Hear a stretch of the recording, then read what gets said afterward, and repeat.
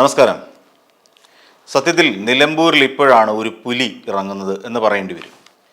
അതെ, ആ പുലി മറ്റാരുമുള്ള എം സ്വരാജ് എന്ന സംസ്ഥാന സെക്രട്ടേറിയറ്റ് അംഗം CPM-ൻ്റെ വളരെ വർഷക്കാലത്തിന് ശേഷം, എനിക്ക് തോന്നുന്നു 2006 ശേഷം പാർട്ടി ചിഹ്നത്തിൽ, അതായത് അരിവാൾ ചുറ്റിക അടയാളത്തിൽ മത്സരിക്കുന്ന ഒരു നേതാവ്, ഒരു സ്ഥാനാർത്ഥി എന്ന് തന്നെ പറയേണ്ടി വരും. ഇപ്പോൾ എം സ്വരാജിൻ്റെ സ്ഥാനാർത്ഥി പ്രഖ്യാപനം വന്നതോടുകൂടി എനിക്ക് തോന്നുന്നു പല ആളുകളും, അതായത് UDF പാളയത്തിൽ ശക്തമായ ഒരു ആശങ്ക നിഴലിച്ചു വരുന്നുണ്ട്. ആ ആശങ്കയുടെ കാരണം മറ്റൊന്നുമല്ല, എം സ്വരാജിൻ്റെ ഒരു ജനകീയത്വം തന്നെയാണ് എന്ന് പറയേണ്ടി വരും. ജനകീയനായ നേതാവ് തന്നെയാണ് എം സ്വരാജ്, അക്കാര്യത്തിൽ യാതൊരു തർക്കവുമില്ല. ഇനി നിലമ്പൂരുമായിട്ട് എന്താണ് അദ്ദേഹത്തിൻ്റെ ബന്ധം? കാരണം അദ്ദേഹത്തിൻ്റെ ജനനം കൊണ്ട് മാത്രമല്ലേ അതുള്ളൂ എന്നുള്ളൊരു ചോദ്യം വരാം.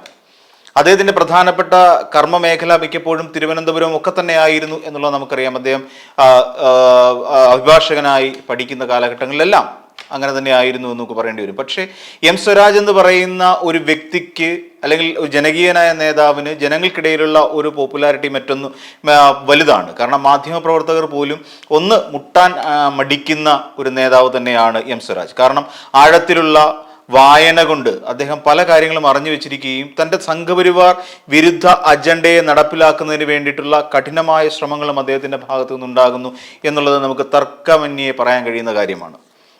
അങ്ങനെയൊരു നേതാവ് വരുമ്പോൾ സ്വാഭാവികമായും ഈ എം സ്വരാജിനെ നേരിടാൻ തക്ക കഴിവോ ആർജവമോ ശേഷിയുള്ള നേതാക്കന്മാരാരും തന്നെ കോൺഗ്രസ് പാർട്ടിയിൽ അല്ലെങ്കിൽ UDF-നുള്ളിൽ ഇല്ല എന്ന് പൊതുവിൽ ഈ പറഞ്ഞ യുവാക്കൾക്കെല്ലാം അറിയാവുന്നൊരു സാധ്യത കൂടിയാണ്.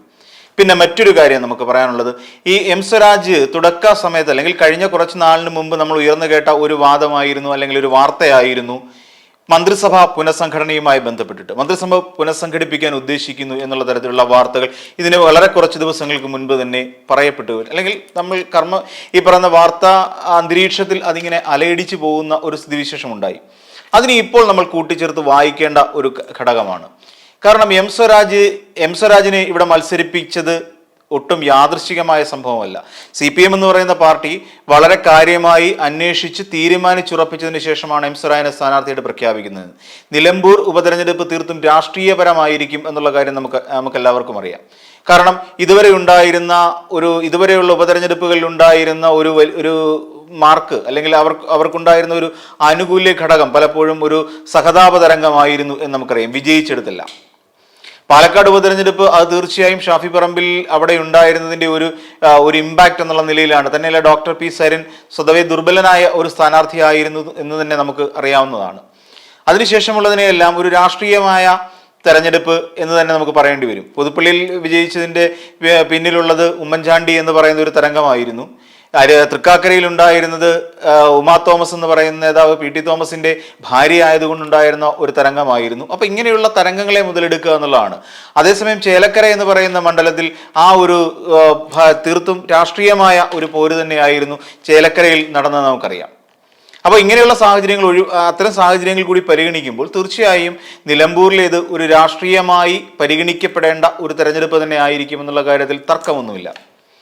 അപ്പോൾ അങ്ങനെ ചിന്തിക്കുമ്പോൾ എം സ്വരാജിനെ ഇപ്പം നേരത്തെ വന്ന ആ ഒരു മന്ത്രിസഭാ പുനഃസംഘടനയും ഒക്കെയായി ബന്ധപ്പെട്ട് നമ്മൾ ചേർത്ത് വായിക്കുമ്പോൾ എം സ്വരാജിനെ അവിടെ നിന്നൊരു മന്ത്രിസ്ഥാനത്തേക്ക് എത്തിക്കാനുള്ള ശ്രമം അണിയറയിൽ ഒരുക്കിയതിനു ശേഷമല്ലേ ഇങ്ങനെ ഒരു തെരഞ്ഞെടുപ്പിലേക്ക് എം സ്വരാജിനെ ഇറക്കി വിടുന്നത് എന്ന് നമുക്ക് ചിന്തിക്കേണ്ടിയിരിക്കുന്നു. അതാണ് നിലവിലത്തെ ഒരു സാഹചര്യത്തെ നമ്മൾ ആ രീതിയിൽ വേണം പരിഗണിക്കാൻ. പിന്നെ മറ്റൊരു കാര്യം കൂടി നമ്മൾ ഇതിനകത്ത് എന്തൊക്കെയാണ് എം സ്വരാജിനുള്ള ഗുണങ്ങൾ അല്ലെങ്കിൽ മെച്ചങ്ങൾ എന്ന് നോക്കാം. ആ മണ്ഡലത്തിൽ ഇപ്പോൾ നിലവിലുള്ള സ്ഥിതി എങ്ങനെയാണെന്ന് നമുക്ക് നോക്കാം. ആര്യാടൻ ഷൗക്കത്ത് കഴിഞ്ഞ 3 ദിവസങ്ങളായി റോഡ് ഷോയും അതോടൊപ്പം തന്നെ പല പ്രവർത്തനങ്ങളുമായും പ്രചരണ പരിപാടികളുമായി ചൂടുപിടിച്ച തിരക്കിലാണ് നമുക്കറിയാം. പക്ഷേ പലയിടങ്ങളിലും ലീഗ് നേതാക്കളുടെ ഒരു അഭാവം പലപ്പോഴും ആര്യാടൻ ഷൗക്കത്തിന്റെ ഇതിനുള്ളിൽ പലപ്പോഴും കണ്ടു തുടങ്ങുന്നു എന്നുള്ളത് നമുക്ക് വ്യക്തമായി മനസ്സിലാക്കാൻ പറ്റുന്ന കാര്യമാണ്. അതായത് ആര്യാടൻ കുടുംബത്തോട് ഈ മുസ്ലിം ലീഗിനുള്ള ഒരു വിരോധമുണ്ട്. എങ്ങനെയാണ് ആ വിരോധം എന്ന് നമുക്ക് നേരത്തെ പലപ്പോഴായി ഞാൻ പറഞ്ഞിട്ടുണ്ട്. അതായത് ഈ ലീഗിനെ കൂട്ടുപിടിച്ചുകൊണ്ട് UDF നടത്തുന്ന ശ്രമങ്ങൾ, അല്ലെങ്കിൽ ലീഗ് UDF-ന് മുന്നിൽ വെക്കുന്ന 5-ാം മന്ത്രി പോലെയുള്ള ആശയങ്ങൾ, അല്ലെങ്കിൽ അത്തരത്തിലുള്ള അവരുടെ ചില ആവശ്യപ്പെടലുകൾ, നിർദ്ദേശങ്ങൾ അത് അംഗീകരിക്കാൻ പാടില്ല, ലീഗിനെ അങ്ങനെയൊന്നും വളരാൻ അനുവദിക്കരുത് എന്നുള്ള കർക്കശക്കാരനായ ഒരു കോൺഗ്രസ് നേതാവായിരുന്നു ആര്യാടൻ മുഹമ്മദ് എന്ന് നമുക്കറിയാം. അപ്പം ഈ ഒരു കാര്യം നിലനിൽക്കുന്നതുകൊണ്ട് തന്നെ ലീഗിലുള്ള ഒരു വലിയ വിഭാഗം ആളുകൾക്ക് ആര്യാടൻ ഷൗക്കത്തിനെ ഇനിയും സ്ഥാനാർത്ഥിയാക്കിയതിനോട് വലിയ താല്പര്യമില്ല. അപ്പോൾ അങ്ങനെ വരുമ്പോൾ ലീഗിന്റെ വോട്ട് ബാങ്കിൽ തന്നെ അത് ശക്തമായൊരു വിള്ളൽ ഉണ്ടാക്കും എന്നുള്ള കാര്യം യാഥാർത്ഥ്യമാണ്. അങ്ങനെ ആ വിള്ളൽ ഉണ്ടാകുന്ന ഗ്യാപ്പിലേക്ക് ഈ പറയുന്ന ന്യൂനപക്ഷങ്ങൾ അടങ്ങുന്ന ലീഗിന്റെ വോട്ടുകൾ, ഈ വോട്ടുകൾ കേന്ദ്രീകരിക്കാൻ ഒരു സ്ഥലമില്ലാതെ വരുന്നു. അവിടെ നമുക്കറിയാം പി വി അൻവറിന്റെ കുറേയധികം വോട്ടുകൾ പി വി അൻവറിനുണ്ട്. പി വി അൻവറിന്റെ ആ വോട്ടുകൾ കൂടി മിക്കപ്പോഴും ഒരു ന്യൂനപക്ഷ ഇവിടേക്ക് എത്തിച്ചേരാം. കാര്യം സംഘപരിവാർ അജണ്ടകളുമായി നാൾക്കുനാൾ യുദ്ധം ചെയ്തുകൊണ്ടിരിക്കുന്ന ഒരു നേതാവാണ് സത്യത്തിൽ എം സ്വരാജ്. അദ്ദേഹത്തിന്റെ പല പ്രസംഗങ്ങളും കേൾക്കുമ്പോൾ നമുക്കത് വ്യക്തമാവുകയും ചെയ്യും. കാര്യം ആരുടെ മുഖത്ത് നോക്കിയും എന്തും വിളിച്ചു പറയുന്ന, അല്ലെങ്കിൽ വസ്തുനിഷ്ഠമായി കാര്യങ്ങളെ വിളിച്ചു പറയാൻ കഴിവുള്ള ഒരു നേതാവ് തന്നെയാണ് എം സ്വരാജ് എന്ന് നമുക്കെല്ലാവർക്കും അറിയാം. മാധ്യമങ്ങളെ വരെ അദ്ദേഹം പലപ്പോഴായി മാധ്യമങ്ങൾ കാണിച്ചുകൊണ്ടിരിക്കുന്ന ഇടതുപക്ഷ വിരുദ്ധതയ്ക്കെതിരായി കൃത്യമായി അളവുകോൽ വെച്ചുകൊണ്ട് കൃത്യമായി അളന്നു മുറിച്ച വാക്കുകളിൽ അദ്ദേഹം മറുപടി പറയുന്നത് നമ്മൾ പലപ്പോഴും ശ്രദ്ധിച്ചിട്ടുള്ള ഒരു കാര്യം തന്നെയാണ്. അപ്പൊ അതിന്റെ അർത്ഥം ലീഗിന്റെ ഈ പറയുന്ന പിണങ്ങി നിൽക്കുന്ന ഒരു വലിയ വിഭാഗത്തിന്റെ വോട്ടുകൾ എന്തു തന്നെയാണെങ്കിലും മുസ്ലിം ലീഗിന് ആര്യാടൻ കുടുംബത്തോടുള്ള ആ വൈരാഗ്യത്തിന്റെ പേരിൽ എം സ്വരാജിലേക്ക് എത്തിച്ചേരും എന്നുള്ള കാര്യം യാഥാർത്ഥ്യമാണ്. സഭാ നേതൃത്വത്തെ ഇപ്പം ആര്യാടൻ ഷൗക്കത്തും അതോടൊപ്പം തന്നെ UDF കൺവീനറും എല്ലാം കൂടെ കയറി ഇറങ്ങി നടക്കുകയാണ് സഭാ നേതൃത്വങ്ങളുമായി ചർച്ച ചെയ്യുന്നതിന് വേണ്ടിയിട്ട്. കാര്യം VS ജോയി എന്ന് പറയുന്ന നേതാവിനെ അവിടെ സ്ഥാനാർത്ഥിയാക്കുന്നില്ല എന്ന തീരുമാനം വന്ന ഉടനെ തന്നെ അവിടെ ഏകദേശം 22% വരുന്ന ക്രിസ്ത്യൻ വോട്ടുകൾ അവർക്ക് ഒരു സാധ്യതയില്ല. അവർക്ക് അങ്ങനെ തങ്ങളുടെ സഭയിൽ നിന്ന് ഒരാളെ സ്ഥാനാർത്ഥിയാക്കി സഭയോട് ഒരു മുഖം തിരിഞ്ഞു നിൽക്കുന്ന കോൺഗ്രസിന്റെ ഈ ഒരു സമീപനം അതൊരിക്കലും സഭയ്ക്ക് ഇഷ്ടമല്ലാത്തത് കൊണ്ട് തന്നെ ഇപ്പോൾ അടൂർ പ്രകാശ് അടക്കമുള്ള നേതാക്കന്മാർ കയറി ഇറങ്ങിക്കൊണ്ടിരിക്കുന്ന സഭാ നേതാക്കന്മാരുടെ മേലധ്യക്ഷന്മാരുടെ മുന്നിലേക്ക്. അപ്പോൾ ആ ഒരു സാഹചര്യവും നിലമ്പൂരിൽ നിൽക്കുന്നു. അപ്പോൾ ഈ വോട്ടുകളും ധ്രുവീകരിക്കപ്പെടാനോ അല്ലെങ്കിൽ ഈ വോട്ടുകളെല്ലാം കൂടി ഈ പറയുന്ന ക്രിസ്ത്യൻ വോട്ടുകളിലും മുസ്ലിം ന്യൂനപക്ഷ വോട്ടുകളിലും ഒക്കെ ശക്തമായ ഒരു വിള്ളൽ ഉണ്ടാകുന്നതിന് കാരണമായി തീരും. ഇങ്ങനെയുള്ള നിരവധി കാര്യങ്ങൾ കൊണ്ട് തന്നെ UDF ഭയം അവിടെ ബാധിച്ചിട്ടുണ്ട്.